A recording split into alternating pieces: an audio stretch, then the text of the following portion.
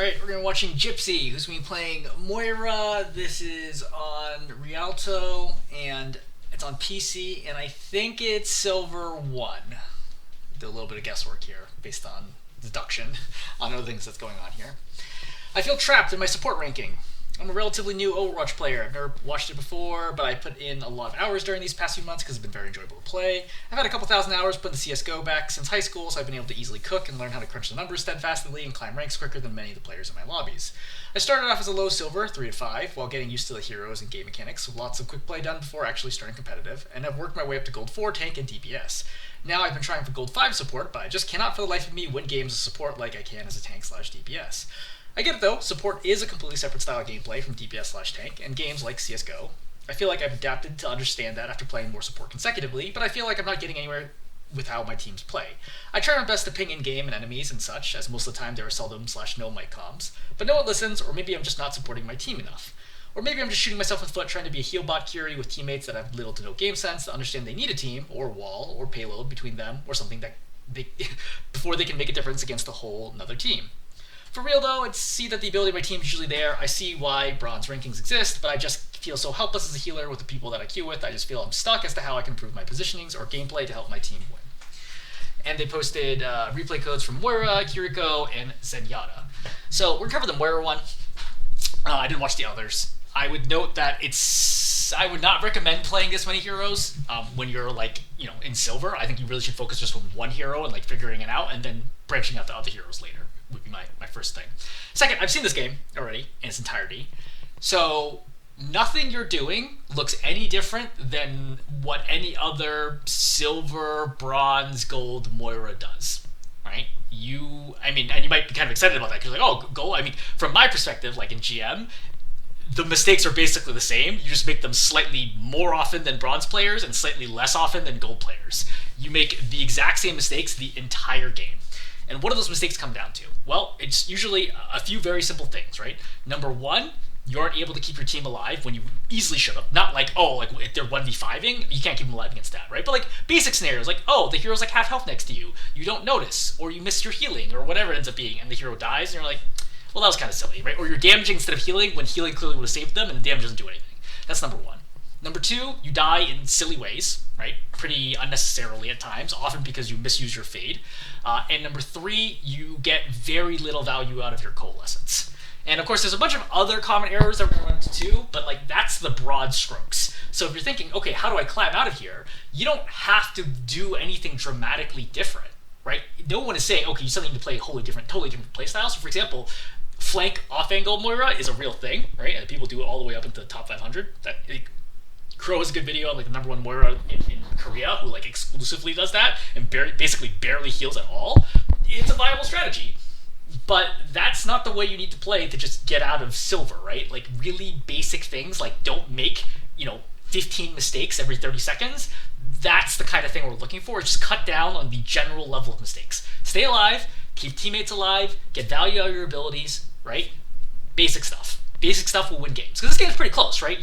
Enemy team pushes all the way, I think with not a lot of time left, if any, and your team nearly pushes all the way as well. So it's a fairly close game.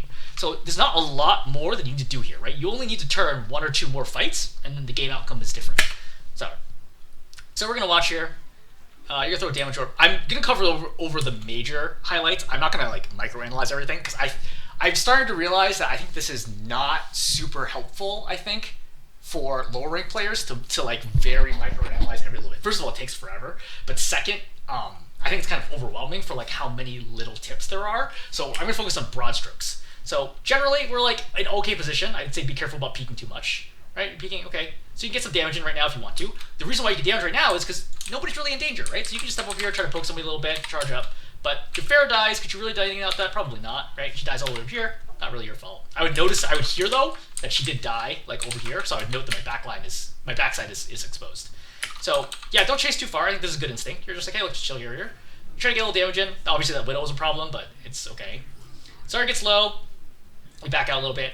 So a note here is when you throw the damage orb here, right? Now you start getting low. When you don't have orb, you need to be a little more careful about how far up you want to play. Same thing for Fade, because you don't have the ability to sustain yourself. So Orb heals for like 65 health a second, which is a lot. So you can toss Orb and basically get yourself back up to full health in like 2 seconds. So even if you take like, a big 100, 150 damage shot, you can throw Orb and you're probably back up and you'll be fine. But if you don't have Orb and you start taking damage, then you're forced to Fade, and that usually forces you to Fade away, otherwise the Fade's not going to do anything, and then you completely leave your team, which is bad. So I would be a little careful here when you throw this damage Orb. Like, after you chuck here, I would have chucked it earlier and played farther back, or chucked it from this angle versus being this far up, because now Zarya's able to injure you, right? And now you get low, which is a problem, right? Zarya's trying to finish you off, which is smart. So just as a micro thing, your healing is really bad. So your healing accuracy is like really problematic, and for 2 reasons. Number 1 is you're often healing literally nobody, right? You see there is actually no people in this heal area whatsoever, and yet you are holding down the trigger for like another second plus. That's problem number 1. Problem number 2 is you're not leading your target, because Moira's heal is actually a stream of projectiles. So if a target is running this way, by the time your spray reaches them, the target will have moved forwards and the spray will go past them and it'll miss. So in the resources I linked, there is a really good video by CarCube where he actually demonstrates the hitboxes of Moira's ability, right? Where there's like a video where he shows you the particle effects so you can see how the movement of the particles in the air. I think that's extremely helpful to visualize how the ability works, because there are plenty of times where you think you're healing, like you're trying to heal somebody, but you're not healing them at all. And I don't mean like 50%, 25%, I mean like 0% healing, because you're completely whiffing them. I think this Fade is way too aggressive. I think you're too low at this point. So you Fade forward with 33 health, and you pop yourself into the air. This is like virtually guaranteed death in most scenarios. If anybody could see you right now, you would die. The Widow can't kill you because she's reloading, right? The Ashe is killing the Lucio at the same moment. Otherwise, you should be dead right now. So this is like a good example of something that you don't get punished for right now, but most of the time you will, and you will definitely get punished for it at the higher ranks. I think you either A, just let this go, right? Just be like, okay, you know what? I can't do anything to help. Or B, if you do it, stay along the ground, don't jump, get to this corner, and then try to use the wall here to try to spray heal your Ramattra to try to stay alive. Anyway, Ramatra's here, try to throw a healer. Okay, not much more you can do. I would just die here, honestly, because like, you're just staggering yourself. That's really important, is when the fight is over, notice how your Ramattra, who just died in front of you, is already like 4 or 5 seconds ahead of you. Okay, so let's actually jump forwards. So let's see when you spawn. So when you spawn, the Ramatra's like only 4 or 5 seconds ahead of you. Now, that's not a super big deal, but like your Ramatra could die in the period of time in the period of time it takes you to get up to him, your Ramatra could die or a teammate could die. So if you died with your Ramatra, you wouldn't have that problem. A. B, this is going to be much more problematic when you die significantly out of sync with your team. Right? When you stay alive another 10, 15 seconds and then die, then that's brutal and almost assuredly cost your team a fight. So just a note here is to stagger yourself less. Right? When the fight's over, just die. Right? It's okay. Dying gives the enemy team almost no value. If you die with your team, all you're feeding is a relatively small amount of ultimate charge to the enemy team. And if they have ultimate charge already, it gives them literally nothing. Okay, so back to healing accuracy. So this is a really important thing. Moira doesn't require some accuracy. I'm going to show you just how much you're clearly trying to heal the Cassidy right now, right? I'm going to show you just how much you're missing right now. So look at this heal box. So that little bit is going to hit him, right? Now this whole spray is not, and now finally we're hitting him again. This is a problem. This is a major problem of being able to some extent, lead and predict where a teammate's going to go, but like you have so much trouble. And this is going to be an upper cap on how far you'll ever get playing this game, right? If your aim doesn't get better, like even on Moira, right? But I'm sure if I watch the other heroes, you're going to have similar aim problems. I think you're probably capped to like low plat-ish with this level of aim. And of course, that's higher than where you are right now, which might seem, oh, great, but it's also a problem along the way, right? It's just that if your game sense, etc., gets really, really good, you could still get all the way to platinum, but you have to play nearly perfect otherwise, because your healing accuracy is an issue. It's not the worst I've seen by any stretch, but it's gonna be a problem. Anyway, so we're stepping out here. I like the way I said I do less micro, and yet I'm still going way too slowly. So you're generally trying to stay alive. I would try to stay out of Zarya's range. Ramattra goes, there's nothing you can do about the Ramattra, but this is a good opportunity for you to finally get some damage in, okay? Ramattra goes in, we see that everyone's focused on the Ramattra, so you could have, since you saw the Mercy, Fade, jump over here, go on the Mercy, right? Zap her, force Guardian Angel, then throw Damage Orb this way and kill the Zen. And I know that's a lot to process at once, but the read here is my Ramattra is going, okay? I see that I don't need to heal anybody else right now, right? We're all good. My Ramatra's gonna take pressure here, so I'm still like at this corner trying to see what's gonna happen. Okay, my Ramatra's in, fade, jump, right? Go back over. You can even focus down the Zen here if you want to, right? You go up to Mercy, whatever you want to do. The Mercy's safer because you're on the edge of the enemy team, right? So here, I can retreat back this way if I need to, or retreat to this for cover. If I fade here, then if the team commits on me, especially since I'm low and they saw me fade in, I could die instantly. So, depends on risk reward, how much you think you're going to get away with this. This is objectively a bad fade. I have no idea what you're planning on doing here. This is a moment where you should be healing the Ramatra, not the Zarya. So, quick note, Moira's right click, right? The leech only does like 70 damage a second now, is it? Right? Something like that. 65, 70 damage a second. That means it will take you about 7 seconds to kill the Zarya. Your damage, your leech, is functionally useless against tanks. Doesn't mean you shouldn't leech tanks when, if you get a free opportunity to do so. I mean, obviously it's better than nothing. But in general, it's not necessarily that valuable. Conversely, healing, you also, weirdly enough, also heal for 60 health a second, with like some healing over time after that. But the thing is, healing is generally a lot more valuable than damage when you're trying to keep people alive, right? In terms of how much damage the opposing team has. This is like a complicated concept because I realize there's actually a million exceptions to this rule. But in general, in the situation, if I see a high health tank and a high health enemy tank and a low health friendly tank, I should heal my tank. Why? The opposing tank is not going to die anyway. There is no world where you guys can do enough damage to kill this Zarya quickly, especially with the fact that there's still 2 supports alive right now. Instead, all I need to do is keep my Ramatra alive. If I keep the Ramatra alive, that is my win condition, because my Pharah is in the air, uncontested. My Lucio is in their backline, uncontested. My Ramatra is punching 2 people right now. If I just keep my Ramatra alive, we win by default. But if I try to leech the Zarya and she kills my Ramatra quickly, and then turns and kills the Lucio and the Pharah, which is 100% possible with a high energy Zarya, then I'm in a whole world of hurt. So simply healing and stalling out, like basically trying to cancel the Zarya's damage, is enough here to virtually guarantee a win. It's especially valuable when you remember that Ramatra's block reduces damage by about 75%, which quadruples the effective amount of healing that you give him. So the Ramatra's healing, you're not healing him for 70 health a second, you're healing him for like 280 health a second. That's a massive difference, right? He can completely tank 100 energy Zarya, which is like 190 now, I think. The whole beam, like no problem, as long as you're healing him. Just a note here. So really you should be healing the Ramatra. Notice that you missed again. You missed the healing orb as well, right? Again, accuracy is a problem, right? I know people say, oh, Moira doesn't take any aim. She does take some aim, right? Take like less aim than other heroes, not precise aim, but like you missed the healing orb here, and you're missing a lot of the spray at the same time. Like I easily would have given this Ramatra like another 100 plus health than you right now. And that's can be important sometimes. All right. So Zarya's trying to focus down. Yeah, I think it's right call it. Zap the bubble here. Great, right? He's going to die. Good. So let's jump to the next fight. All right, so we're going to push in. So let's think for a second. Where do I want to be? Like, Dynamate's just gone off. Where do I want to be? Do I want to be standing here in the open where I can get shot by, for example, the Ashe, right? When the Ashe comes around the corner? Or the Widow? No, because as a general rule, I don't want to see enemies if I can't interact with them anyway. You cannot interact with the Zarya or the Mercy or the Ashe or the Widow because you're not a long range hero, so there's nothing you can do. So I don't want to be playing somewhere they can see me. I want to be hiding here so I can heal both of my teammates, right? Spraying both of them as they run.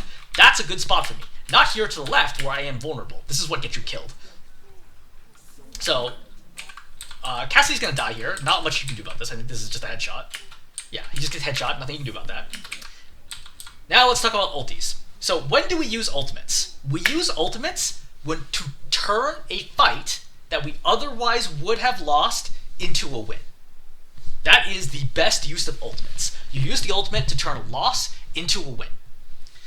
Now, you won't always know for sure if you're going to lose it. So if the outcome is in doubt, I think it's also acceptable to pop ultimate and make sure that it turns into a win. You don't want to pop ultimates when you're going to win anyway, because you wasted the ultimate, and you don't want to pop ultimates when you're going to lose it, even with the ultimate, because then you wasted the ultimate. So as a general rule, we want to pop ultimates when to turn a situation where we're unsure or looks like we might lose into a win. This gets even more complicated because ultimates are generally in the categories of always used aggressively, always used reactively, and also used for tempo, which Coalescence is, which makes it even more complicated. Coalescence is not a good reactive ultimate typically because it doesn't heal a whole lot compared to like Zenyatta Transcendence, which heals like 300 health a second. Coalescence only heals for 140, and it's a lot smaller area. So Coalescence is typically used as a tempo, like, hey, outcome's uncertain, but there's a good opportunity, I pop it and go, right? Losing a hero, which you just did, right, where you just lost your Cassidy right now, is not a good time to pop Coalescence. Because it's hard to flip things in a 4v5 situation. The general rule is if you're down one player, your chance of winning a fight goes from 50-50 to 25-75, right, in the opposing team's favor. If you lose two heroes, your chance of winning is 5% or below, functionally like impossible at that point in time. So Coalescence here, unless it's a perfect Coalescence that I could like almost immediately get a kill, is very unlikely to flip this fight as a general rule. A. B, this is a bad time to pop Coalescence because I have nobody to coalesce. So Coalescence is a line ability. So what you're looking for is a situation where you can hit multiple heroes because Coalescence on its own is not that powerful. 140 health a second is not that great for healing. It's good, right? It's better than any other hero's single target healing, but it's not like outstanding, right? It's not going to kill somebody who's getting shot by a Bastion or a Reaper, for example. So we look for situations where I can hit multiple targets on the opposing team. So look at this scenario. This is like a pretty common one, right? You have a tank, you have another hero on your over here, and then you right here, Moira. So we're looking for right now, this is a great moment to pop Coalescence. Why? Because look at how many targets we hit. 1, 2, 3 on the opposing team, 1, 2 on our team. And what that turns out to is 70 times 3, right, gives you 210 DPS, right? 210 damage per second.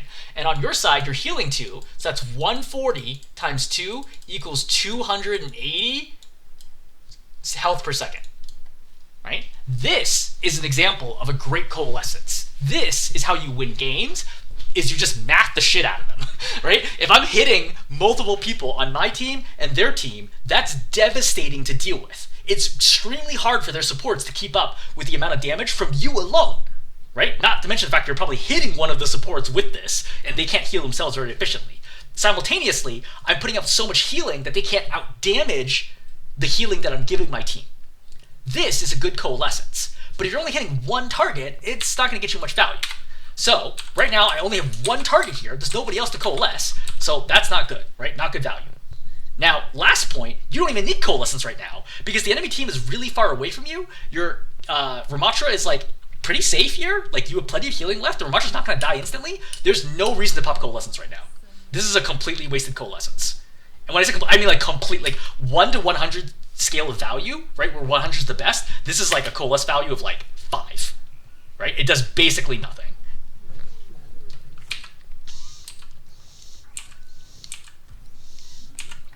Okay, so you've been hit by. Well, actually, let me pause for a second. So one thing I would note here is you should be a little careful with your damage orbs. So you throw them a lot, but the thing is you throw damage orbs, but you're also not in cover, which goes back to if you get hit here, I now have no tools to heal myself. This dynamite's nearly going to kill you. Dynamite does like 100 damage, I think.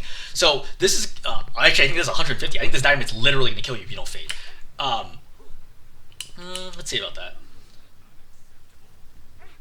Nope, does 100 damage exactly. So this dynamite is going to seriously wound you, right? To put you in nearly dead territory. So if you had healing orb, you could cancel this, no problem. But you don't have healing orb because you threw damage orb when you're way too far in the open, and now you're in big trouble. And now we can see when your Ramatra really needs the healing to hold this corner, now you're playing super far back, which is making it hard to land the heal, and you're missing a ton of it, right? See how much you're missing? Like, look, this is like literally like 10% healing accuracy. So that means instead of healing 70 health a second, you're healing 7 health a second. And that's the problem here, right? See, now we're hitting the cart even, right? You cannot put your spray on target. Like, the Ramatra gets almost no healing from you as a result. Like, healing accuracy, big problem. All right, back over here, he gets grabbed. There's nothing you do about this. Rosh should just block here, but he's going to die. That's fine. All right, so we're chilling over here. Trying to contest the cart. Now I'm definitely going to go faster, theoretically. So you're pushing both sides. You fade in. You're trying to contest the Widow here, which is It's fine. I mean, honestly, this is like the situation where things get so chaotic and weird. I don't really know what to say here. I think especially at lower ranks, people get themselves in very weird situations.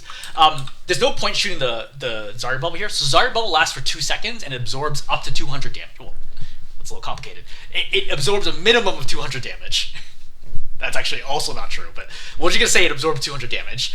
So you only deal 65, 70 damage a second. So over 2 seconds, you literally cannot destroy the bubble yourself. So I would just literally stop shooting her because it's not gonna do anything, right?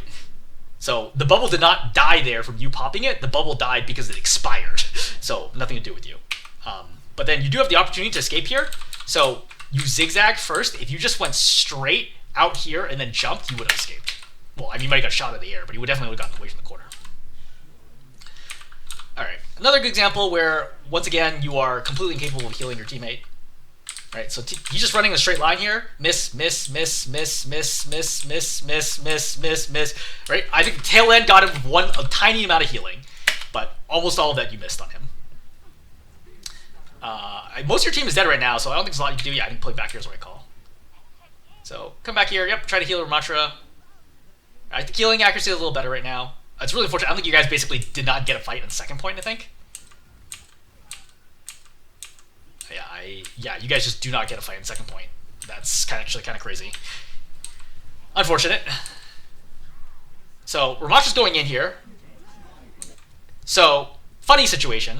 There's no real reason to pop Coalescence here because they've already capped it. So you can see up here, you can see the circles filled in, which means they've already capped it. Which means that even if you pop ultimates here, if you kill them, they're just going to respawn very, very close. And they're going to walk back out and be like, okay, cool. Right? This is like functionally like the equivalent of spawn camping. The value here is very low for winning a fight. Versus if you win a fight over here, they have to walk like an extra 20 plus seconds, and that's a lot more value from the ultimate. So I don't think you should pop ultimate here because of that. Like the value for the cost is very, very low, even the best case scenario. But B, like your teammates aren't even close to dying, and you don't have LOS on the enemy really. Right? You see how you're just struggling to get LOS to hit anybody right now? This is like a huge problem. Again, the outcome of this fight does not matter. I know in the game, especially if being a new player, you're like, oh god, this fight's important, blah, blah, we gotta fight this out. This fight does not matter at all. Like literally, you could just completely erase either team, and it would have no impact on the outcome of this game whatsoever. Right? All it's doing is buying a few seconds one way or the other. Killing the Zarya has value here. I would. That's the only thing I would say is that is valuable. But I think Zarya could have escaped there if she wanted to. All right, your team is playing way too far up, but that's fine. So goes. Sorry, Soldier goes. So when Soldier pops Visor here, I think there is a legitimate use case or justification for you to fade over here and immediately pop him. As a general rule, you should try to heal teammates through their ultimates to make sure they get full value from the ultimate, because usually they become target number 1 when they pop ultimates. All right. I'd be careful, yeah, not to be too far forward right now. So because you're too far forward right now, you get scared and then you pop Fade, which is understandable, but 2 problems. Number 1, you're going to die for this. Number 2 is if you're going to fade backwards, you should fade back someplace safe. This is safe. This is unsafe because when they push up, which they inevitably will, you're going to die. Right? So you fade against the wall here, but if I'm the enemy team, I see that you fade, right here, and I see you to the right because I can see the heal spray, and I think if I have any ability to either A, dive on you, or B, have a long-range weapon where I can just walk to the left, you're going to die here. Because now you have no ability to survive, right? How are you going to live without Fade? Like, you definitely die here. So that's something to think about, is the enemy team can play around your positioning. So Zarya pushes you, Dragon goes after you, so this is bad. Now, your reaction to, oh god, I'm in trouble here, is that you throw a damage orb? Like, you're clearly critically wounded before you pop this. You should not throw damage orb. You should throw healing orb right now to try to save your life, right? Because you only need to buy yourself 2 seconds to get Fade back. So just throw healing orb right now to stay alive. As a general rule, healing orb gives you more value than damage orb because it has 50% more healing than it does damage, and it heals faster than it deals damage. So if you're ever in like an oh shit, like I don't know what's going on moment, like a tense moment, throw healing orb as a default rule, right? Especially in team fights. Damage orb is much better in like 1v1 small scale fight scenarios. But if you're ever unsure what to do, your instinct should be heal orb. That's number 1. Number 2, you still could have survived here. All you have to do is just not walk back into the dragon. Right? So So you're here, you're scared. Again, throw heal orb here and you're fine, right? You just throw heal orb and literally just toss it up the stairs and walk with it the whole way. That's option number one. Option two is just stay out of the dragon and you're still good because you're not actually being zapped right now and you could conceivably live another second to get fade. But then you just jump into the dragon and suicide, despite the fact that you know the dragon is here, right? You hear it, you see it, like it fills half of your screen. I would chalk this up probably to Overwatch inexperience, just like not understanding what goes on. But dragon does like 300 damage a second in the center, so yeah, that's gonna kill you instantly. All right, we're just chilling over here, right? You go after the Hanzo. Your team's pushing up. Your Ram dies here. I would say this is the first death that I really don't think it was your fault. I think you could have saved him here, but I don't think it's really your fault in the situation. Like, he's going very fast, and he drops below low ground. Like, you could have saved him, you stuck with him, and had the presence of mind to throw the heal orb and stay up with him, but I think this is probably the Ram's fault more than anything else. So I wouldn't fret about it. Also, it's not really a big deal if he dies here. Again, they're already pretty close to respawn. The Zenyatta's dead, no big deal. Now, you do make a mistake here, though, which is you pop Coalescence. But why are we popping Coalescence? Right? So I'm extremely low right now, which means Coalescence doesn't give me any extra health. It heals me for like 50 health a second. But 50 health a second is nothing for DPS players, right? DPS heroes regularly do somewhere between 150 to 200 damage a second. 50 healing a second is nothing. They scoff at that, right? That's like, okay, whatever. That like makes no difference to me killing you. Now, add on to the fact that you're already at 90 health, which makes you one-shottable by both the Hanzo and an Ashe headshot, means you're just guaranteed to die here. Like, this is a crazy play to pop Coalescence here. I would also note your Ramacha's dead already. You don't even need to take this fight. Like, you can just die right here. You could escape. Like, you have options here that are not pop Coalescence and waste it completely, right? I know it seems like, okay, whatever, I made a mistake. You need to reduce the number of mistakes in order to climb, right? As you start approaching higher and higher ranks, you will drop the number, like you're making for Coalescence alone, I would say right now, 80% plus of your Coalescences are basically mistakes, right? I now actually might be generous. It might be close to 100% of your Coalescences are mistakes. I can't remember all of them, right? But in order to get to higher ranks, once you start approaching, let's say, Platinum, I think you're only going to see something like 30 to 40% of your ults are mistakes. Once you hit Diamond, you're going to be looking at 20% or less. Once you hit Masters, it'll be 10% or less. And once you hit GM, you'll usually go multiple games without a single mistake, like error ultimate, right? An ultimate that when you look at it, you're like, that was clearly a mistake. Like, the threshold for reducing mistakes is very, very high, especially since support ultimates are generally relatively easy to use compared to other ultimates, which are much more difficult. Like Winston Primal Rage is a great example, right? Tracer Pulse Bomb is a great example. Those ultimates are just much, much, much harder to use than most support ultimates, which are like, click a button and it does what you want. Alright, you're going to pocket through Grav. Okay, that's fine. Healing accuracy here is better, but it's also easier because he's closer. So you're trying to heal these two up. I think that you need to get over to the left right away. So you walk up here because I see you're trying to save your Ramatra, but you're like, oh shoot, this is kind of a problem. I would have thrown heal orb this way towards the Ram and immediately walked to the left to save him. But you're just like a little slow to realize this. I don't think your Ram should have died here. I think you should have been able to save him, especially since he has got like less than 1 second to Nemesis. You should have been able to save the Ram here. Without the Ram, there's no way for you to win this fight. Okay, that's fine. We're in final fight territory. Right, just pocket your Ram through this, right? Really good example of just keep everybody alive. No. So you see this and you're like, oh, okay, I gotta kill the Zarya here, but she slept, right? But then gets woken up and then bubbled right away. Again, your damage is not that significant. They can really pocket here pretty hard. I understand trying to focus her down, but I think healing your Ramatra or Sigma was actually the better call here. Definitely healing your Ana is the better call here now. Like, this is like gone from us. I would say a small mistake to a massive mistake trying to continue to kill the Zarya through the bubble. Tanks are very deceptive in that they look like they can die, but they often cannot die. That's the nature of tanks because of their abilities. So the Zarya looks like she can die, she's not going to die. But instead, your tank is going to die. So let's watch your Sigma here. Okay, Sigma's at one quarter health, right? One third health. Not being healed, and then he dies, right? That's pretty bad. You're just not healing your tank, who has been right in front of you the whole time. Like, you walked over, you can see he's critical right now, right? See? He's critical right now. You need to heal him. But instead, you try to go for the Zarya. You're bloodlusting, right? Which I think, for some heroes, is the right call. For you, it is not, because you could heal both of these heroes, and that makes an enormous difference, especially with close spawn, than getting a kill. You don't need to get kills right now to win this fight. You just need to not lose any heroes, and you're probably going to win because of how strong Defender's advantage is on the third points of maps. Now, right now, we got to be healing the Ana, who is critically wounded. That's got to be the play right now. But instead, you're continuing to try to shoot the bubble, right? This is just straight sloppy mistakes, but you finally get the heal in. I would note here is that as you're healing, right, you start the heal, you see that she's only half health, and I see a Hanzo to the right. I keep healing the Ana. Why? Hanzo body shot does 120, so add the melee, that's 160 damage. My Ana is still one-shottable right now, even with not a headshot, just a body shot is still one-shottable. And that's assuming he doesn't have storm arrows or anything else. A. B, you switch to healing the Mei, but you don't actually need to heal the Mei because we haven't seen our Mei use Ice Block yet. And if we haven't seen her use it, it means that she has it. And since she has it, she cannot die. As long as she has Ice Block, unless something can do 189 damage to her, she cannot die right now.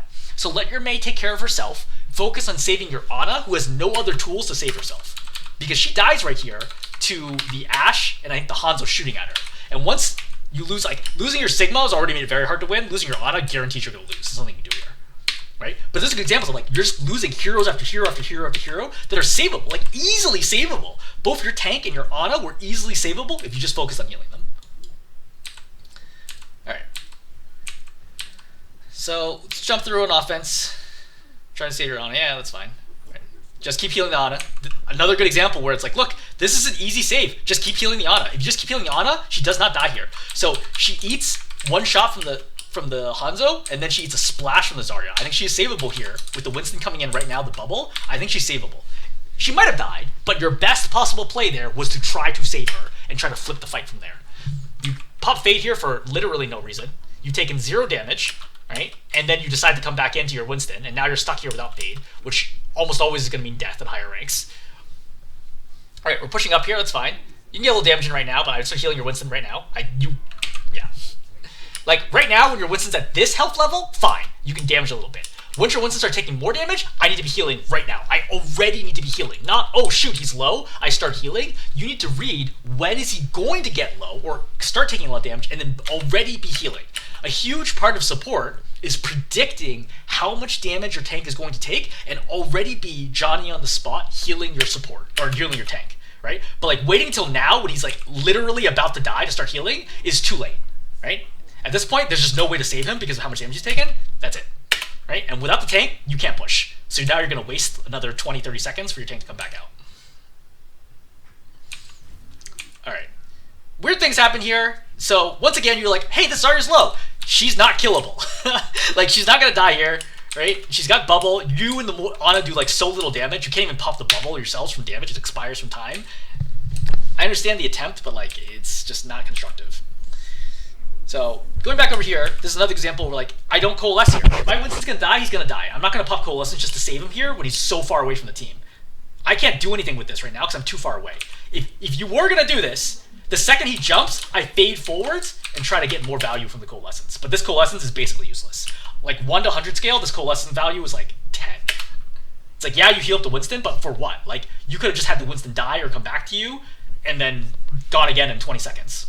Nothing you can do about the soldier, right? I would note that you heard the Hanzo on the right, so look for him. Yep. You try to find him, he's not there. Okay, that's fine.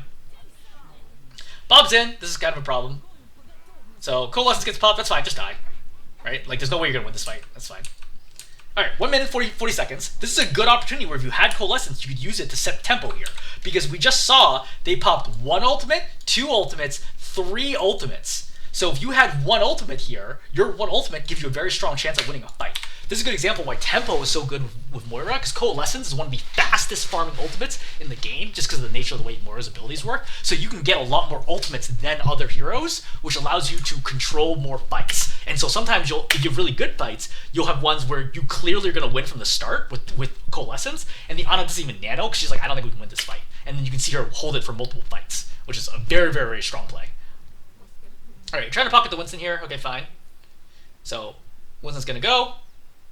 When he goes, I'm looking for an opportunity where I can also dive because I obviously can't do anything from the back line. I don't want to take extra damage. So you walking to the right here exposes you to more targets. You staying to the left exposes you to fewer enemies. Right? Walking to the right here is a mistake. Dragon's popped.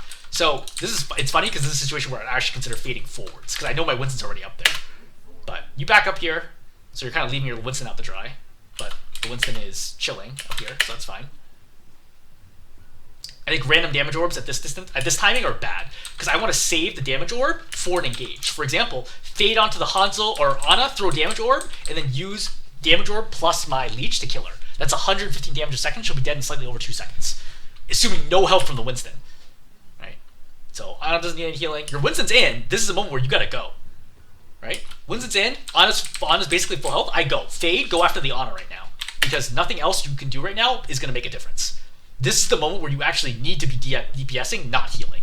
Right? A lot of the time, you can be healing. Like 70-80% of the time, you can be healing. But like, you have to identify what's the right moment for me to go. You also saw your Ana take hits there. I'd be worried about that. I would not get closer to Hanzo. So the closer you get to the Hanzo, the easier it is for him to headshot you. So you actually want to fight from basically max damage, max leech range. So I should be healing the Ana right now. What the heck? Right? So you saw the Ana to your right, you heard the Ana take a hit, you see her, she's critical right now, you're not reacting to it at all. So, that's unfortunate. Yeah, pocket the soldier through this. I think you're trying to body block for him, which is actually a really good play if that was intentional, but I honestly cannot tell if it was or not. Unfortunately, what would be an even better play here is actually just to heal your soldier, because he just straight up dies through this. For the record, soldier healing station does what, 40 health a second? Plus your healing, 70 health a second. There's no way he dies here to the Zarya as long as you just heal him. Like, you don't need to do anything here. You don't need to damage. Just save your soldier. Literally, just heal. Like, you can even just stand still right now and heal the soldier until the Zarya attacks you and then start dodging again if you want to. Like, just save the soldier here and the Zarya is going to die. Because she has no health left. Yeah. The Zarya should be dead now and your soldier should be alive. I like the melee here. You can fade up there and just kill her. Just fade up and kill her. Just you can fade and jump and kill her. I don't understand why you're not doing that. That seems like a missed opportunity. But we'll take it. Alright. So, this is probably the first Coalescence where 0 to 100 scale, I would give you 60 for this. So normally we don't want to coalesce one target, but your Winston's clearly going to re-engage if you do heal him back up. And because they're looking like they're going to contest, I think this Coalescence is okay. Right? I think you could have waited this a little longer if you wanted to take risks, but I think this Coalescence is okay. I don't mind this. Another good example of if you are in a stressful situation, 3 people get hit by dynamite, throw heal orb, not damage orb. Damage orb, your team doesn't care about. Think about it. If you're the soldier, you play DPS and tank, right? If you're the soldier right now, 75 health, how upset would you be that your Moira just threw damage orb instead of heal orb? Because I would be furious. If I were you, I'd be like, what are you doing? Like, we're all burning to death right now. Throw healing orb. You just be sympathetic to your team, right? Understand what your team needs to be successful and help them do that. All right. Not a whole lot of interesting things going to happen. People are going to get caught out of position. We're rolling here. Okay, things are good. So, from here, why am I standing here on the left? Am I an off-angler? Am I a close-range specialist? What is the point of me being here? Because if anybody finds you here, which they will very quickly, you have to leave. Like, you're not going to win any fight against anybody on their team except for the Mercy, who will not be alone. And in Valk, arguably, she could still kill you. So, the second you get discovered, you're going to have to fade backwards. And when you fade backwards, then you're vulnerable to dying, as we noticed earlier, to things like Dragon. So, you don't need to play here. Your team doesn't need to play here. You can just sit here and you're fine. I don't think you need to be over here right now. But you're going to try leeching. Again, notice the Reaper just totally ignores your damage. He literally does not care. Ana, same deal. How much damage did you do to this Ana, who was not paying attention at all? You did 25 damage to this Ana before you got forced back. This is a good example where, like, you do, like, basically not. Like, she doesn't even care that you're leeching her in a second, right? She's like, okay, whatever. She doesn't even look. Because you really do not do a lot of damage as Moira without your orb as well or any sort of team backup. You really just want to be back here. Just keep your whole team alive, right? Just survive through the ultimates, right? Valkyrie plus Bob, right? Keep everybody alive. Then we push back in after. But the problem is, you notice that your Pharah's already died without you. Your Winston can't do anything because he's not getting enough healing, right? He gets shredded, and now the fight's over. Another good example where you're missing heals, and not even because of accuracy, you're trying to heal the Baptiste through the box. Like, this is just straight panic here. And this will calm itself down, like, as you get more Overwatch experience, but I'm just noting, like, the gap. If you ever feel, oh, I have no idea what higher ranked players do that I don't, they don't try to heal people through walls. As like a baseline thing, they don't waste their time trying to do that. So, Coalescence. Let's think. How many heroes are alive right now? Well, let's track it back. So hopefully you have the kill feed sounds on, right? And you're paying attention. That's death number 1, right? On both teams. So we traded, so it's a 4v4 situation. There goes your Winston, so that's death number 2 for your team. So it's now a 3v4 situation in their favor, right? Now the Reaper gets rezzed, so that's a 3v5 situation, right? And now we're in big time trouble, and now I've baited, and my Baptiste looks like he's about to die. I cannot win a 3v5. Even if you're the number 1 Moira in the world, I do not think you're winning this fight. Right? Like this, you see, like she's not dying at all. Her health is going up. Look at the Orisa. Her health is literally going up right now, not down. Because the Mercy healing, plus the Ana grenade, plus the Ana itself, they easily out-heal your damage. Which goes back to, Coalescence really does not do a lot of damage. And you need to stop thinking that it's going to bail you out of situations, because it's really not. Look for those multi-hit opportunities, or look for an isolated target who's not going to get any other healing to pop Coalescence on. Alright, Windows pop for some reason. Somehow you kill the Ashe. I don't even know how that happens. Alright, Reaper's out. Yep, that's fine. Yep, he's dead. Great, excellent. It's good job not throwing orb there. I think I like that. I like that. So back to healing. You can hear the dynamite, so would not want to walk into that. Try to go for the Mercy. Oh, sorry, missed opportunity. That's okay. Heal orb here, I think, is okay. All right, I would have tossed it a little more towards the left, but it's fine. All right, we pop. Okay, great, excellent. Right, keep following up. Try to see if we can get anything else. Yep, everything here is great. Leech. Just note, like you pop Coalescence, basically in this fight, right? In the last fight, you're already at Coalescence again. Like Moira gets ult charge unbelievably fast. It's like crazy how fast Moira gets ult charge. So, let's go back to Coalescence. So, what is our plan for Coalescence? Well, we have one target who's sort of in front of us, and then we have a bunch of enemy targets that are over here. But they're very close to cover, which means as soon as you pop Coalescence, you went from having 5 people in the open, right? 4 or 5 people in the open, to now no targets in the open. And now what? Now I do nothing, right? Like, this Coalescence basically gets you no value. Again, on the 0 to 100 scale, I'd say that's probably around 5, right? 5 to 10. Now, I will say that at the very end, you actually do have an opportunity to get some value right now, but you miss it. So you can see right now that your Winston is engaging with the Mercy, and the Mercy is low. She's going to die in about 1 second of Coalescence, and even though you have 2 seconds left, that's enough time. You can kill her. You can kill the Mercy right now. The Winston does his job. He forces her into the open. You could just Coalesce her right now, and she'll be nearly dead, and then you can finish her off with Leech. But you don't see it, and you completely ignore the fact that there's a critical health Mercy on the left. Right? And now your Pharah goes to the left, which is the correct call to try to kill those supports. And instead of trying to help your Pharah, right, you're just trying to zap the tank on the right. Like, this is what tanks are for, is to attract attention. Which means every second you're attacking a tank, if you have the option of attacking somebody else, you are helping the enemy team versus hurting them as much as you want to. I would also note that you have, your Winston, again, is doing his job. He's flushed the Mercy out with no health. This is like an almost instant kill with Leech if you see it, but you just don't even try because you're just leeching the Moira again. Yeah, that's obviously not going to work. That's fine. This is fine. Like, I know it's demoralizing when stuff like this happens, but it's okay. They just popped a lot of ultimates. They popped every single ultimate they have except for Bob, right? So we'll come back, we'll have Primal, right? Maybe we'll have Window, and then we can win this. Like, don't get disheartened sometimes when you wipe the ultimates. It honestly can be a good thing because it makes your next fight easier to win. So, walk up. You're spending way too long to get out in front. Alright, you're forced to fade forwards. Everyone's purple, so I can't heal anybody. So, just damage. Like, this is the moment where if you want to damage now. Now you need to heal. Okay, that's fine. Yep. You're prioritizing healing the Winston. Okay, good. Right? Orisa's trying to damage you. I would try to heal the Winston now, but...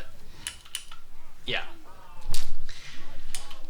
It's not really going to matter either way. I think you're still going to have to go next fight, but I think overall, I think that you're not going to get another chance at another fight. I think the biggest issue here is that you simply just don't run with your team, and you also are disconnected with the death, right? Winston dies here, just die right now. Fading out. Okay, this is a really good example, right? See how you try to stay alive right now, and then you're dead. But notice when you spawn, how far away your teammates are.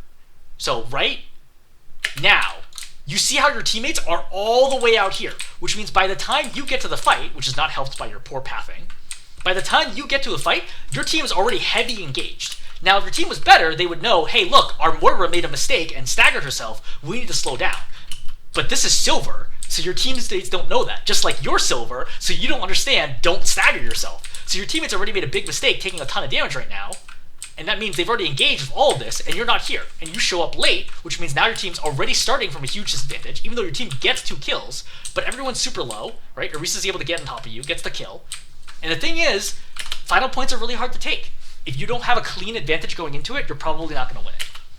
So, you kind of, if you had been with your team, I think you would have won this fight. And with that, that's the end of the replay. Okay, so, in summary, same things as I said at the beginning of the game, right? Nothing you're doing is any different than the mistakes that other Moiras at your level, at your general rank range, right? I would say for the next 10 ranks, it's going to look exactly the same, right? Letting people die, dying yourself unnecessarily, bad coalescences, right? That's going to be, you need to clean that stuff up before your gameplay even starts looking like what higher level gameplay looks like.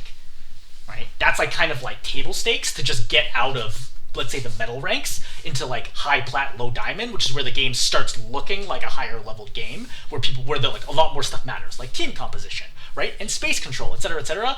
For now, you don't have to worry about any of this stuff. Just basic stuff, keep people alive, don't die, get value out of ultimates. That's it. All right, I'm gonna stop there. Hopefully this was helpful.